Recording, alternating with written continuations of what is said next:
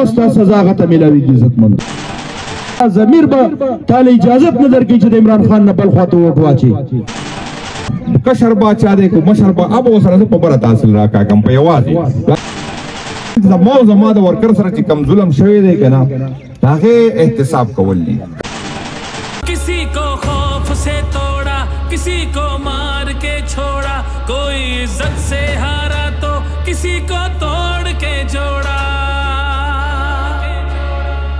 हक तलफी ना इंसाफी का जुल्मों सितम सफाकी का सरकार की हर कम ज़रफ़ी का निजाम की इस बदमाशी का वोट हिसाब करेगा सब वोट ही बदला लेगा سما استاد پاره د محلولو هغه شاهزاده چې کوم دی په پرش باندې خوبونه کوي او په پرش باندې باندې یخنه کې پروت دی زما استاد سزا غته ملاوي عزت مندو زمونږه سره یو مقدا او موقع چې کوم دی هغه زمونږ د ووټ ته په دغه ورځ باندې یو خبر نکوم یو بلای یو بتو یو به دغه بیلټ پیپر ته په پرند باندې پروتي نور څوک به نه خو په دغه ځای کې صرف دا سوچ وکړئ چې حق څوک دی د حق په لاره څوک دی او په غلطه لاره څوک دی انشاءالله چې تاسو ضمیر به تعالی اجازت نه درکړي چې د عمران خان نه بل خواته ووټ واچي عزتمندو په دې علاقه کې داسې خلک دي او ډېر تکړه خلک دي ډېر تکړه مشران دي چې زه درته ایمانن خبره کوم قسم دې چې په کور باندې 15 غزه جنډه د نورو پاټو لګېدلې ده د نورو مختلفو پاټو سره تعلق دی خو زه په دې قسم بیا کوم چې ما ته پرسنلی ټلیفونونه کړي دي زه پرسنل غوښتې ما چې 1 to 1 راشه زور سره خبره کوم چې زمونږ د ټول کور او په قسم په قرآن باندې د عمران خان د تعلیم نه درکو نام نه ورکو خدای عمران خان له ورکو چې دا د سره ظلم کیږي چونکه هغه د ملک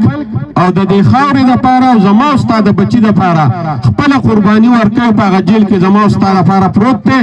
او هغه سہولیات خپل یې کړی دي او سہولیات د ځان نه ختم کړی دي دا زما استاد د بچی لپاره د پاکستان د مستقبل لپاره او د عالم اسلام لیډر خلک منی هغه چې کوم هغه په اقوام متحده کې کم تقریر کړی دی کم د پیغمبر اسلام د حرمت په اړه کې هغه خبره کړې ده نن باغی سزا او زما استاد قوم او زما استاد بچی د فائدې سزا نه ناغته ملاويږي نو موږ به ان شاء الله موږ به دا یو عهد کوو چې زمونږ ووټ به د دې ووټ په بدل به ان شاء الله دغه ظلم بدلالو او عمران خان چې موږ ته څوک منتخب کړی دی هغه له وخت ووټ ورکاو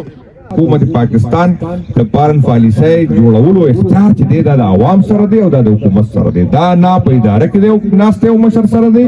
او نه دا د امریکا او د روسیا او یا د سعودي عرب او نه د ایران سره دی عمران خان په وجه باندې نن چې دی د ایران او د سعودي عرب تعلق شوی دی عمران خان دنیا مني عمران خان د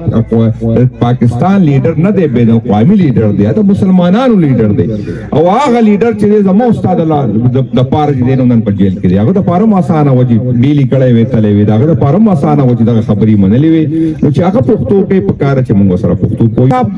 کشر باچا دې کو مشر با اب سره په بره تحصیل راکا کم په یوازې دا یو تحصیل ما ته پرې د دې په دوه تحصیل کوي